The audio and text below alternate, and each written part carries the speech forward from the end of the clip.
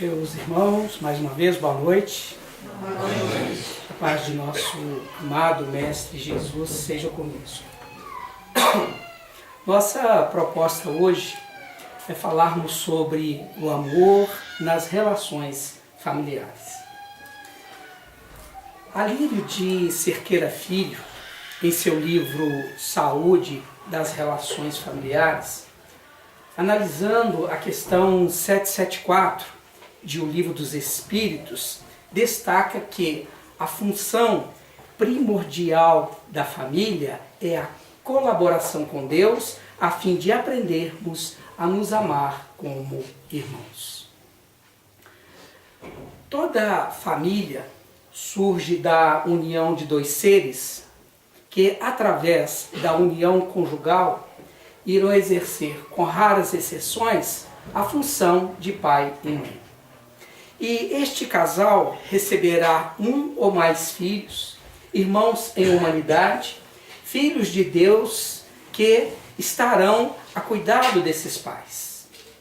E a partir desta união conjugal, cada cônjuge deve ajudar o outro ao máximo, a fim de que juntos possam cumprir a missão que receberam de educar os seus filhos. E dentro dessa missão que receberam, o pai e a mãe são as representações de Deus para a criança, principalmente na primeira infância. Por exemplo, se um pai ou uma mãe abandonar o seu recém-nascido e se ninguém cuidar dele, em breve tempo ele vai morrer, ele vai desencarnar, porque não tem como se cuidar sozinho. Por isso que o pai e a mãe são as representações de Deus para a criança, uma vez que eles têm o poder de vida ou de morte sobre ela. Frisamos que essa representação é simbólica e está servindo aqui no nosso estudo para destacar a importância dos pais, principalmente nos primeiros anos de vida da criança. Então, meus irmãos, somos irmãos em humanidade e em cada nova existência recebemos dois colaboradores, o nosso pai e a nossa mãe, que atenderão ou não a este convite de colaborar com Deus. Mas por que atenderão ou não a este convite? Porque ter filhos biologicamente é uma coisa, é cocriar. Agora, colaborar com Deus é outra coisa. Biologicamente, é muito fácil ter filhos, pois basta manter relação sexual, que havendo um óvulo fértil disponível, como também um espermatozoide, vai haver fecundação que resultará em filhos, como qualquer animal que acasala. Entretanto, com os seres humanos, as coisas acontecem de uma maneira diferente, porque somos convidados a cocriar para podermos colaborar. O pai empresta sua célula, o espermatozoide, a mãe empresta sua célula, o óvulo. A união destas duas células vai gerar a célula-ovo, que formará o futuro corpo do filho, que se desenvolverá no útero materno. Esse processo é de cocriação, porque o pai e a mãe apenas emprestaram as suas células para a formação do corpo, mas a vida para aquele ser que está se desenvolvendo, essa vida foi dada por Deus. Por isso que o pai e a mãe são co-criadores e não criadores, pois eles apenas ajudaram, mas não criaram aquele ser. Então, os pais são convidados a colaborar com Deus para que aquela criança que está sob a tutela deles possa ter um desenvolvimento saudável em todos os aspectos. E possa também futuramente este filho, no tempo oportuno, colaborar com Deus para a construção de um mundo melhor. Mas a realidade é que em muitas famílias essa colaboração com Deus pode se tornar muito difícil. Isto porque muitos não compreendem a razão das dificuldades no ambiente doméstico, nas relações familiares. Mas se essas pessoas conhecessem detalhadamente a doutrina dos Espíritos, a razão das dificuldades nos relacionamentos familiares se esclareceria. Isto porque a doutrina espírita traz em seus princípios a lógica da reencarnação. Então, através da reencarnação, passamos a entender por que nos afinizamos mais com um do que com outro familiar.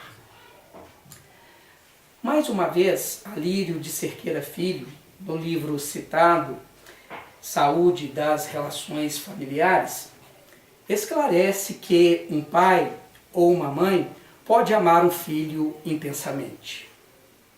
A um outro filho apenas tolerar.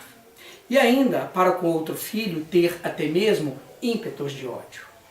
E Alírio nos oferece um exemplo em seu livro.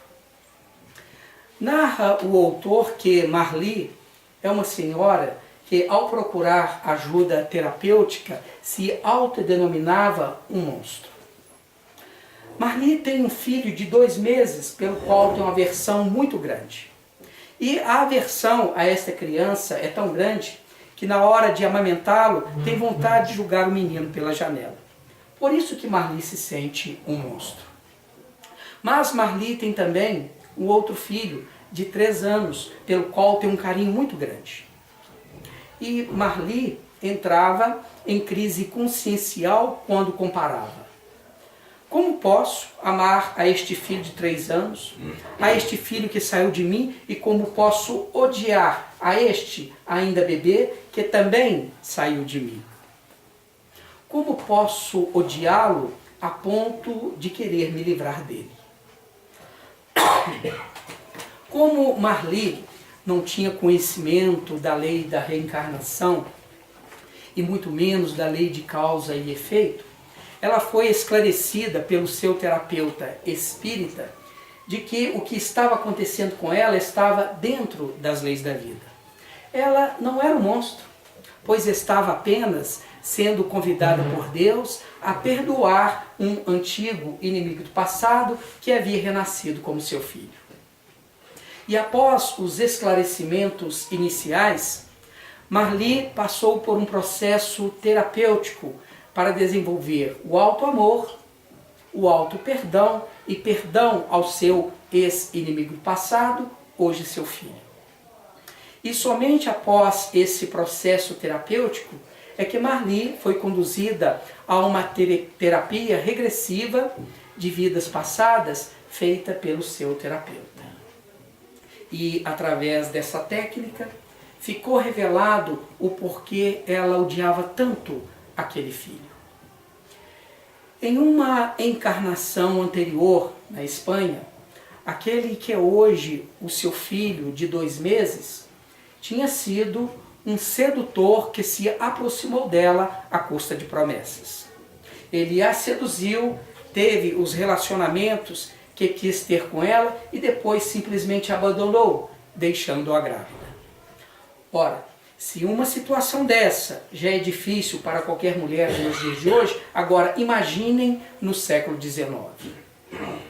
E após o abandono, a família daquela jovem a rejeitou e ela acabou sendo acolhida em um prostíbulo com segundas intenções, uma vez que era muito bonita.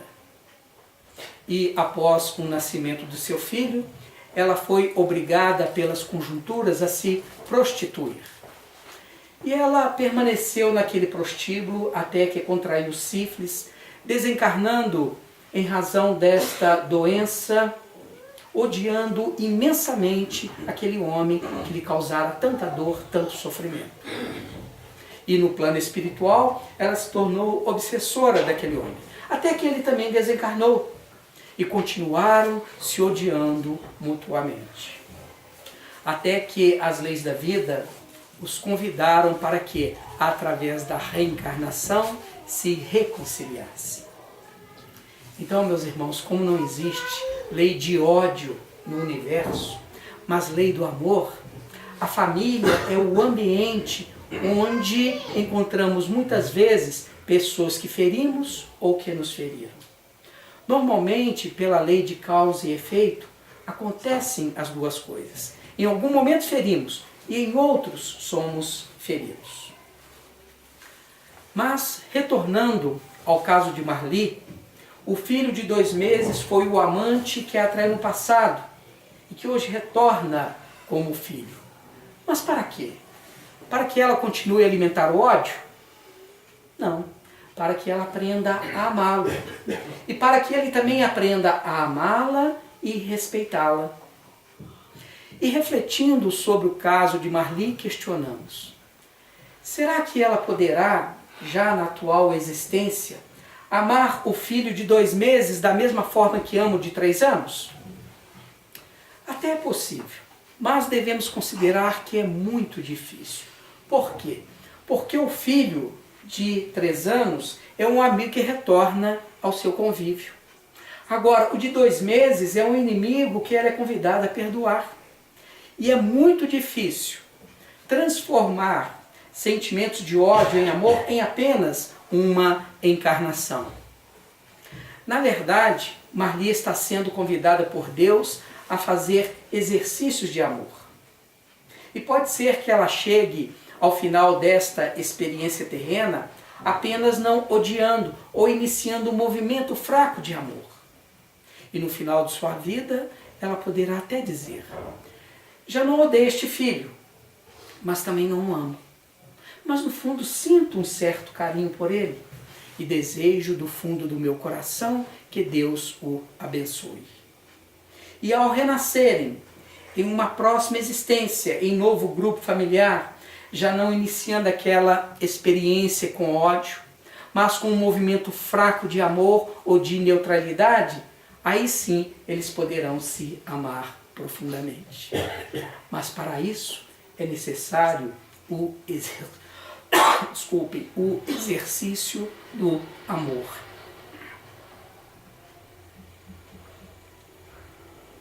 E sobre exercício do amor, nos falou Jesus em Mateus capítulo 22, versículos 35 a 40. E neste momento, convidamos todos a fazerem uma viagem conosco através de uma belíssima narrativa encontrada no livro A Educação do Amor, de Luiz Cláudio Costa.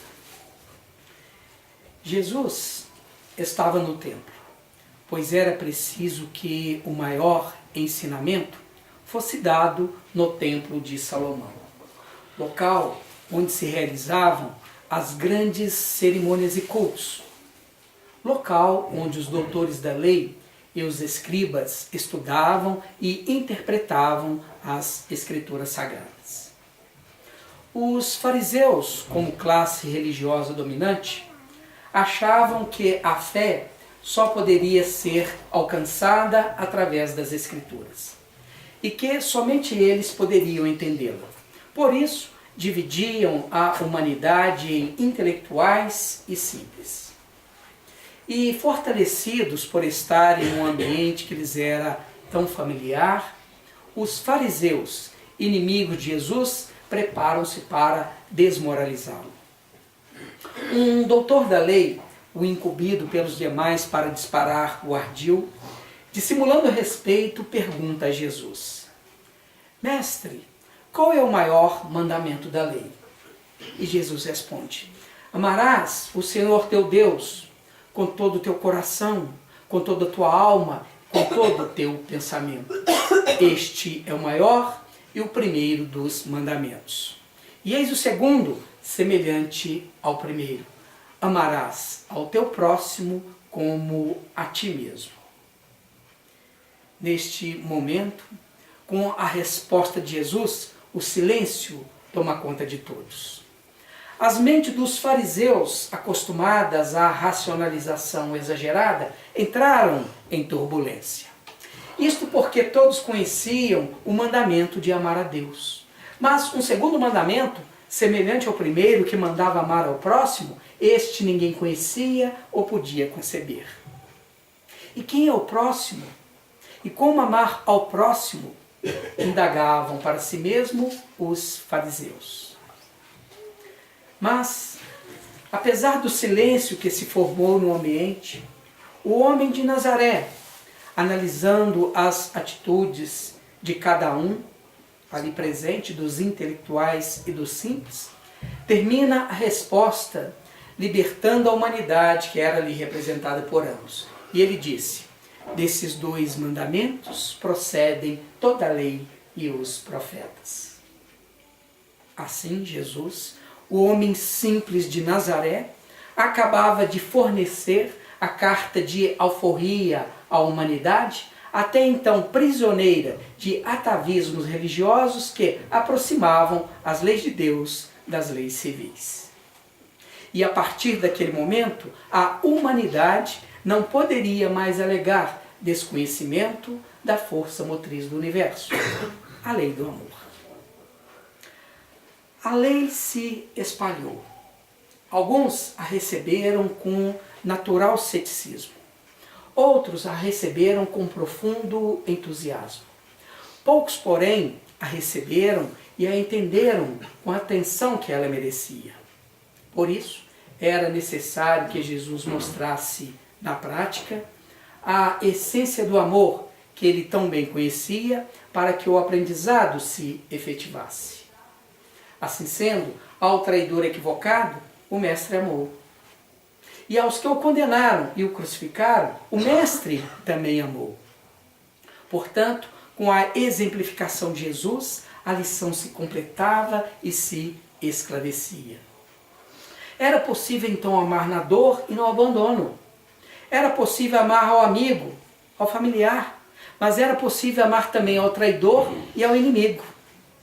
E mais, o amor era libertador. Pois enquanto Jesus, que fora crucificado, estava liberto pelo amor, os carrascos, juízes e traidores estavam aprisionados na mais assustadora e tenebrosa prisão de toda a existência, a prisão interior. Mas, apesar da vivência da lição pelo homem de Nazaré, muitos não entenderam a lei maior naquela época e ainda não a entendem nos dias atuais. Pois os vergonhosos números de violência no lar e de abandono social mostram que a humanidade ainda não aprendeu a grande lição. E o avanço científico, tão importante em toda a humanidade, não foi capaz de responder ao anseio maior do homem, que é a busca da paz e da verdadeira felicidade. Assim sendo, depois da euforia com os avanços da ciência, a humanidade vive hoje um momento de profunda frustração. E diante da nova realidade, a sociedade caminha sem rumo.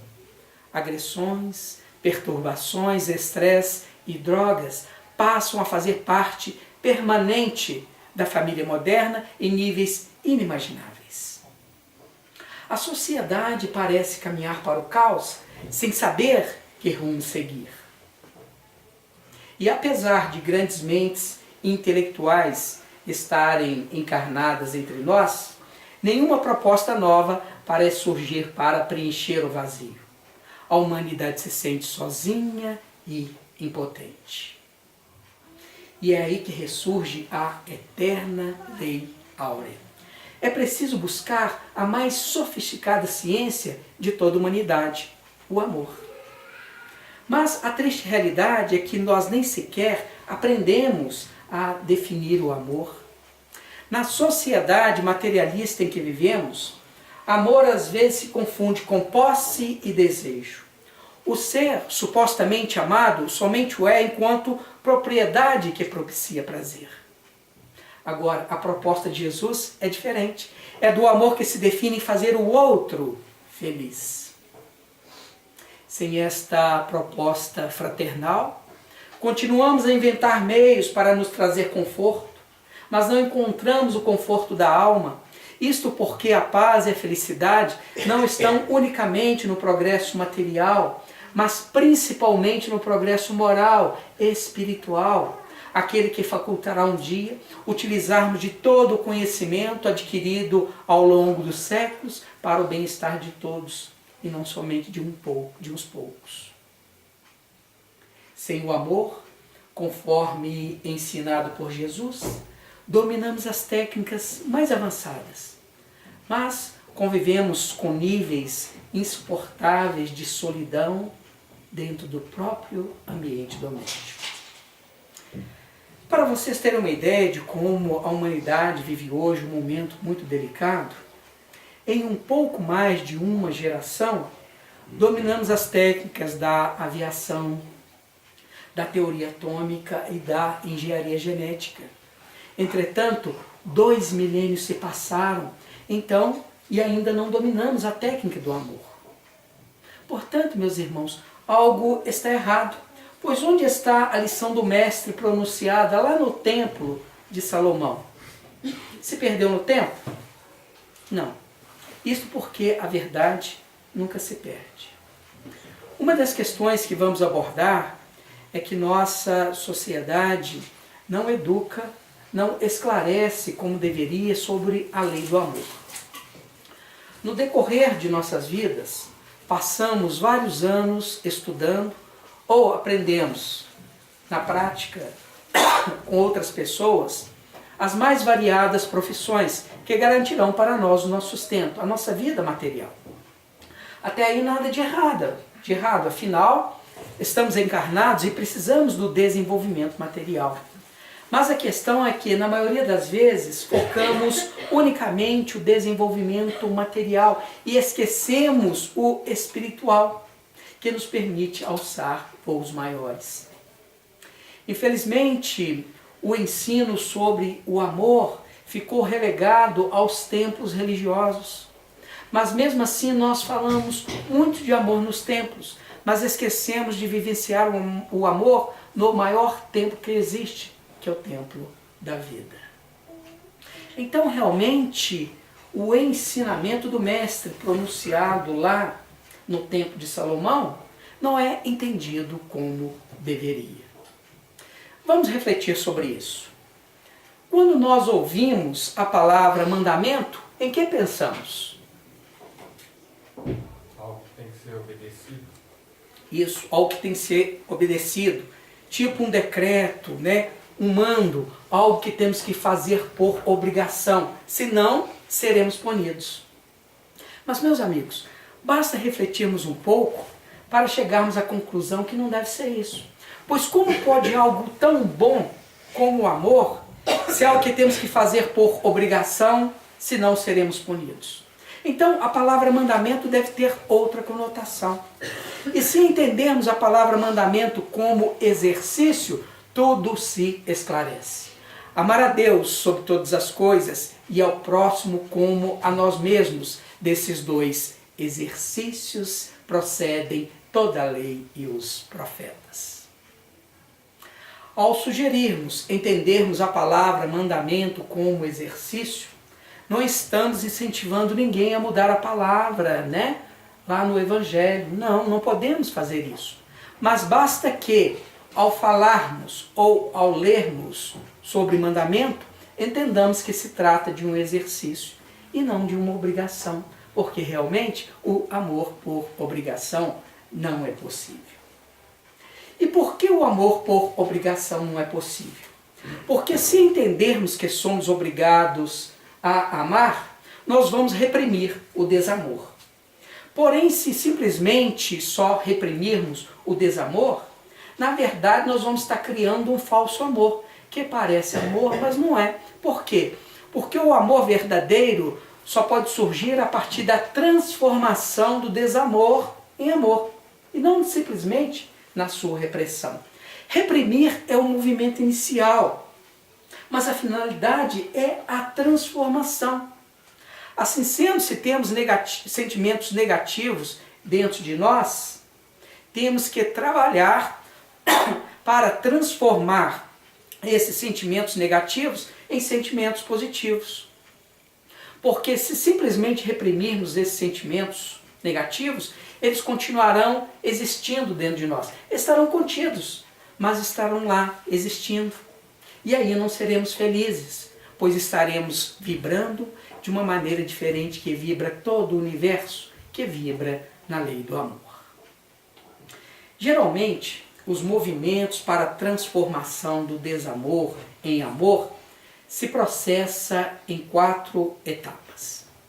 Como falamos, a primeira etapa é a repressão, pois se tenho ódio, raiva de alguém, não posso simplesmente dar vazão a esses sentimentos. Então, reprimir é uma atitude natural de qualquer pessoa civilizada. Mas o segundo movimento é admitir, porque só podemos transformar aquilo que admitimos que existe dentro de nós. Existem vários mitos que nos impedem de nos percebermos como realmente somos. E um desses mitos é de que uma mãe ou um pai pode amar um filho intensamente, ou amar todos os filhos igualmente. Ora, isso é o ideal, mas não é o que percebemos em um mundo de expiações e provas como o nosso. No mundo da categoria do nosso, as famílias são constituídas de espíritos amigos e não amigos, de afetos e desafetos. Como pode então um pai ou uma mãe amar todos os filhos igualmente, caso possua mais de um filho? Isso é impossível. Isso é uma crença mito que impede, no caso em questão da mãe e o pai, realizar o processo de transformação. Então, admitir é o segundo movimento. Agora, o terceiro movimento é questionar.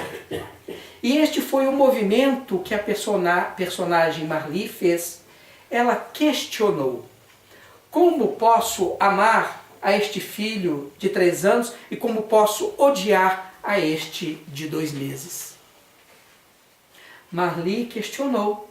E o questionamento a levou a procurar ajuda terapêutica, que posteriormente a libertou da dificuldade que se encontrava.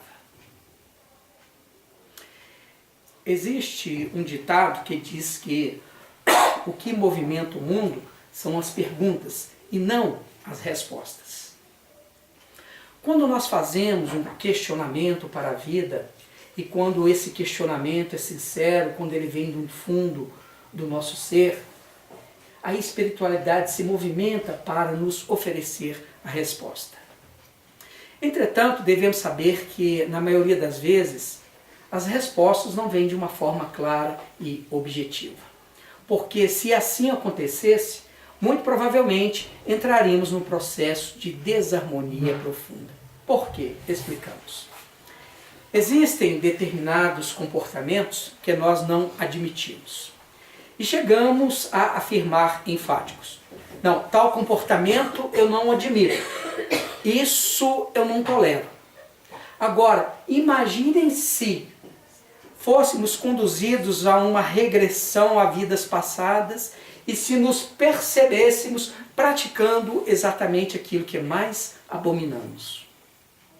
Certamente levaríamos um choque tão forte, mas tão forte, que seríamos conduzidos à clínica especializada.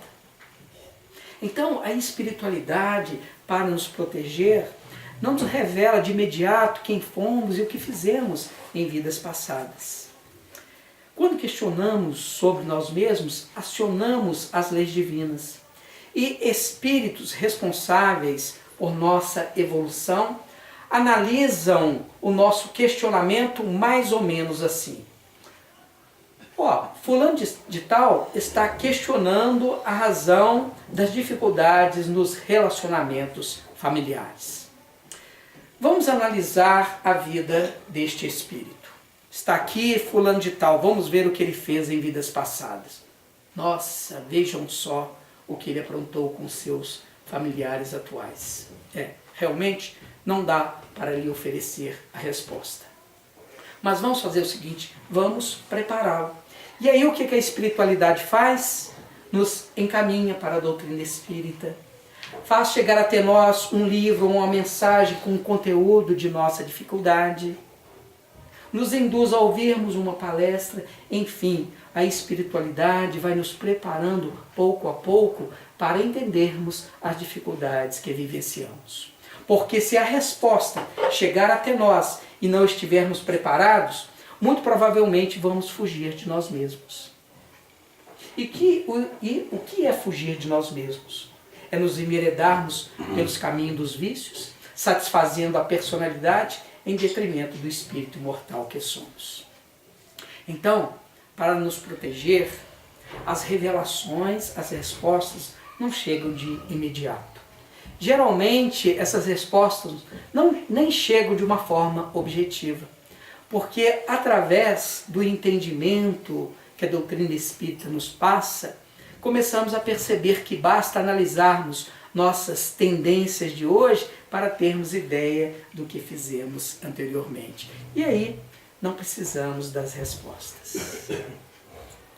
Bem, executamos a terceira etapa, questionamos. Vamos recapitular? Até aqui nós fizemos 3 movimentos internos. Reprimimos, admitimos e questionamos. E agora chegou o momento de fazermos o 4º movimento para a transformação do desamor em amor.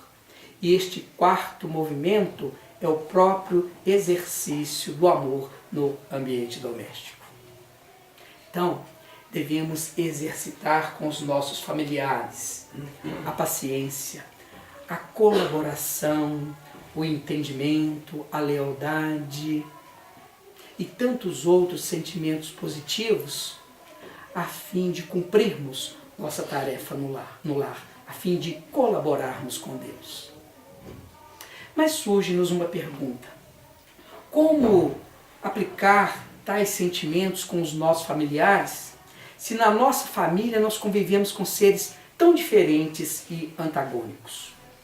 Como praticar a tolerância, a paciência, a lealdade, a compreensão, a amizade, se na nossa família nós convivemos com pessoas completamente diferentes de nós? Muito simples. Dando o primeiro passo para que a nossa família seja mais feliz. E para que ela seja mais feliz, nós temos que colocar a semente do amor em nossas ações. E podemos fazer isso através de pequenos gestos. Então vamos sorrir para os nossos familiares, vamos cumprimentá-los de manhã com todo carinho, vamos orar por eles, vamos fazer pequenas gentilezas no lar, elogiando os nossos familiares com sinceridade, enfim, vamos oferecer ajuda. O ideal seria nós tratarmos os nossos familiares como nós tratamos as visitas. E conhecemos uma história interessante e até engraçada, que mostra como às vezes tratamos melhor as visitas do que os nossos familiares. No final de um dia de trabalho, o marido chega em casa. Que cheirinho bom! Oba, tem bolo! E como quem conhece o seu lugar na casa, ele pergunta para sua esposa: quem vem nos visitar? E sua esposa responde: a comadre vem nos visitar, mas já vai tirando o olho desse bolo. E outra coisa, você não viu que a casa está limpa? Vai já tirar este calçado imundo. Ralha a mulher, como é de costume. Um tempo depois, chega a comadre e diz: nossa, que casa limpinha, vou até tirar o calçado para entrar. Que isso, comadre, não precisa não, a casa está suja mesmo, diz a dona da casa, dando um olhar feroz para o seu marido. Aí vão todos para a sala, onde é servido o delicioso bolo, e a comadre comenta: nossa, me deu uma sede repentina, pode me trazer um copo com água? Não só uma água, disse a dona da casa, mas tem aqui um suco geladinho, delicioso, espera que ele já lhe traga. E o marido aproveita e diz: ô amor, traz um para mim também, deixa de ser preguiçoso, homem, levanta daí e vai buscar. Meus irmãos, é assim que nós tratamos às vezes os nossos familiares, como se estivéssemos cansados da presença deles.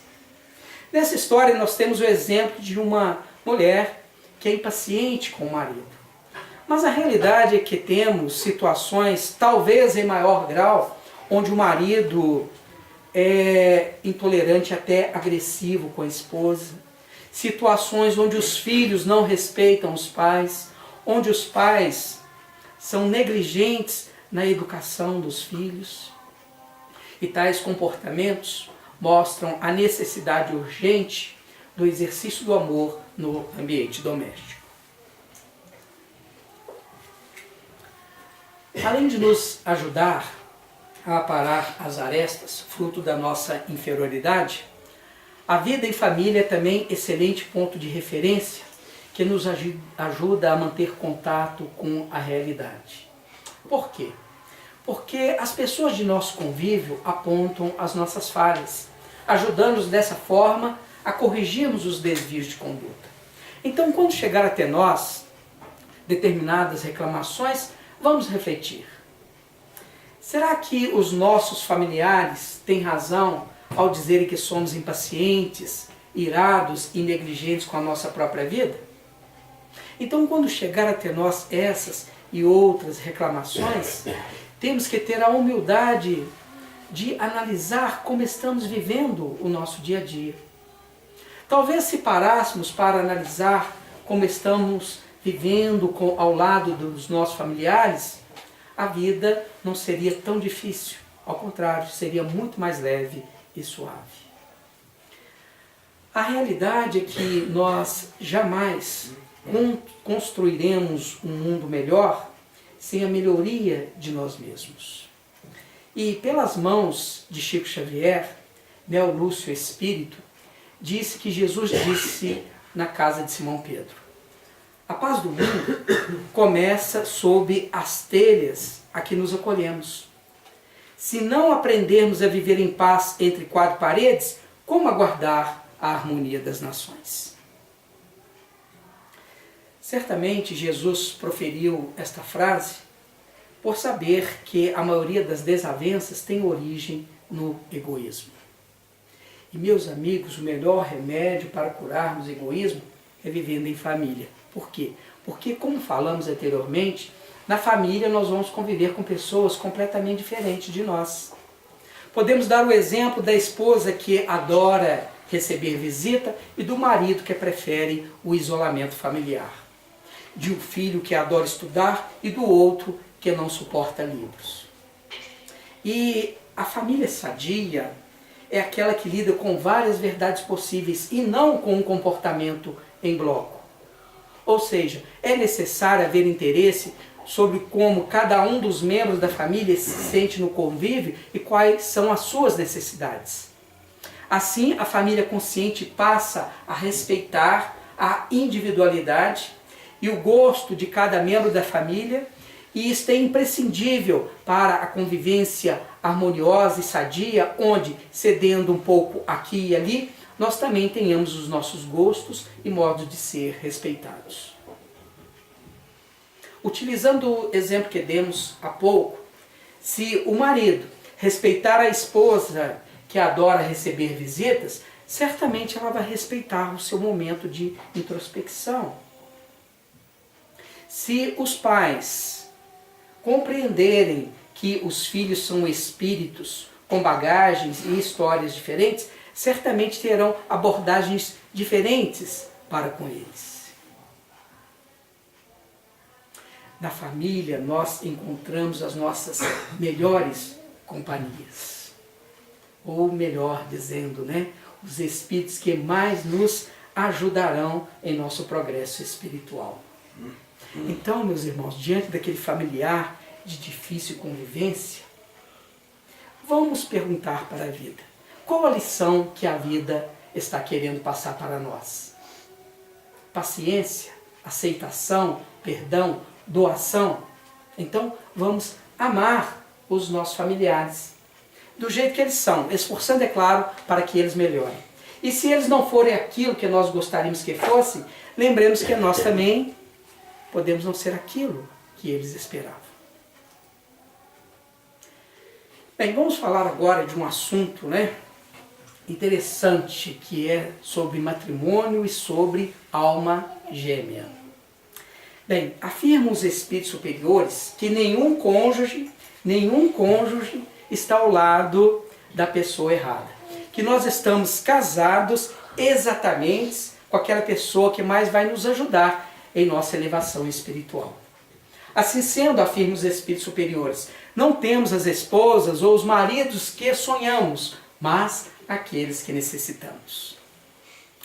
No livro Nosso Lar, capítulo 20, o espírito André Luiz nos informa que na fase atual evolutiva do planeta existem na esfera carnal raríssimas uniões de almas gêmeas, reduzidos matrimônios de almas irmãs ou afins e esmagadora porcentagem de ligações de resgate. E conclui André Luiz que o maior número de casais humanos é constituído de verdadeiros forçados sob algemas. E nós, espíritos imaturos, quase sempre estamos à procura de nossa alma gêmea, o homem ou a mulher perfeita. Mas, meus amigos, será que sendo que somos espíritos imperfeitos, vamos encontrar alguém perfeito para ficar ao nosso lado? Vejamos. Conta-se que um habitante de um país distante, além mar, saiu à procura da mulher perfeita. E depois de 10 anos de busca, ele retornou para o seu país, para a sua cidade natal, e logo que chegou em sua casa, seu melhor amigo foi visitá-lo e lhe perguntou: "E aí, encontrou a mulher perfeita em suas andanças?" E o homem disse: "Fui para o sul, e lá encontrei uma mulher linda. Seus olhos brilhavam como pérolas, e seu cabelo era da cor do sol, e seu corpo lindo como uma deusa." E o amigo entusiasmado então pergunta: "Ora, então me apresente esta tua esposa." "Ah, meu amigo, infelizmente ela não era perfeita, pois não era rica. Mas persistente que sou, fui para o norte, e lá encontrei outra mulher belíssima. E além do mais, era rica, muito rica, tão rica que nem sabia quanto dinheiro tinha." "Ah, então essa era perfeita", voltou a dizer o amigo. "Não, meu amigo, não era perfeita, porque eu nunca vi pessoa tão mal educada e tão ranzinza em minha vida. Mas finalmente, no Brasil, no estado de Minas Gerais, na cidade de Lagoa Dourada, encontrei outra mulher lindíssima, educada, fina, rica. Enfim, essa era perfeita." "Que bom! Com essa então você se casou, não é?" "Não, porque infelizmente ela também estava procurando alguém perfeito." É isso. Nós somos criaturas imperfeitas, mas estamos à procura de alguém perfeito. Mas, meus irmãos, será que alguém como nós, mal-humorado, mal acabado, orgulhoso, ranzinza, teimoso, birrento, careca ou quase careca, ou seja, cheio de defeitos, vai encontrar alguém perfeito para ficar ao lado? Impossível, impossível. Agora, isso quer dizer que somos criaturas destinadas à infelicidade conjugal em razão da nossa imperfeição e imperfeição de nosso cônjuge? Não. Porque apesar de André Luiz nos informar que a maioria dos casais é constituído de verdadeiros forçados sob algemas, ao longo da sua obra ele deixa muito claro que através dos sentimentos positivos poderemos transformar essas algemas em elos de amor. E para tanto, temos que colocar a tolerância e a renúncia como forma de aproximação de almas. José Carlos de Luca, na página Qualquer Coincidência, nos deixa um exemplo de tolerância e renúncia entre casais. Narra o autor que, após completar 50 anos de matrimônio, o casal foi procurado por um repórter que queria saber a razão daquele matrimônio tão duradouro. Então, o repórter perguntou para o marido: "Para o senhor, qual o segredo desse relacionamento tão longo?" E o homem disse: "Você conhece o pão bisnaga? Pois bem, eu adoro a ponta da bisnaga. Mas todos os dias eu corto as 2 pontas e dou para a minha esposa." Então o repórter virou-se para a esposa e perguntou: "E para a senhora, qual o segredo desse relacionamento tão duradouro?" A mulher olhou rapidamente para o marido e, voltando-se para o repórter, disse: "Eu detesto o bico do pão, mas há 50 anos eu como sem reclamar." É isso. Que exemplo de renúncia e tolerância desta mulher. Bem, no nosso entendimento, né, ela poderia ter dito logo no início da relação que não gostava da ponta do pão. Mas essa história aqui está servindo para mostrar a importância da tolerância e renúncia na relação conjugal. Muitos casam, mas querem continuar vivendo da mesma forma quando solteiros. Mas não dá, porque pessoas solteiras têm determinados compromissos. Agora, pessoas casadas têm outros compromissos, outras responsabilidades. Então, não dá para a pessoa casada querer viver da mesma forma quando solteira. Um fator preponderante na união conjugal é a cumplicidade. Cumplicidade. E isso não significa que a pessoa casada não possa se divertir isoladamente com os amigos ou mesmo nada fazer sem o outro. Não, não significa isso. O que estamos querendo aqui passar para vocês é que nas diferenças de lazer ou de escolhas, né, na sociedade, o casamento deve sempre estar em primeiro lugar. Sempre estar em primeiro lugar. Podemos viver com os nossos amigos situações diferentes, mas sempre o casamento tem que estar em primeiro lugar. Quando nós casamos, nós dizemos sim a Deus à vida de solteiro, mas não adeus ao mundo. Temos que compreender isso. Dizemos apenas adeus à vida de solteiro. E quando casamos também, assumimos o compromisso de compartilhar a vida com o nosso cônjuge. E compartilhar a vida com o cônjuge é fazer também o que nosso cônjuge gosta, e não somente aquilo que nós gostamos. Muitos relacionamentos se enfraquecem, claro, por falta de diálogo. Eu não sei como nessa história que contamos, né, o relacionamento não terminou antes, porque a mulher poderia, como falamos, ter conversado mais com o marido. Quando nós temos oportunidade de dialogar com o nosso cônjuge, nós falamos das nossas expectativas, temos oportunidade de apertar os laços afetivos. Então, o diálogo é essencial para um bom relacionamento. Jamiro dos Santos Filho, em seu livro Vida 2, compara o casamento à edificação de uma casa que demandará muito tempo até ser concluída. O que significa isso? Significa que um relacionamento conjugal é construído ao longo do tempo, todos os dias, enquanto estivermos ao lado do nosso cônjuge. E uma coisa muito importante, o relacionamento conjugal, ele é construído a 4 mãos e a 2 corações. Portanto, é imprescindível a participação dos cônjuges para que realmente, né, possam ter felicidade na relação conjugal. A nossa cultura geralmente, né, coloca o casamento como algo cansativo, não.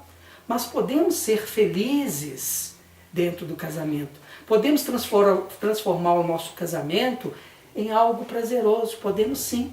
Mas para isso é necessário a nossa movimentação, o nosso empenho, a nossa confiança, compreendendo que o nosso cônjuge deve ser um parceiro e não alguém que vai competir com nós.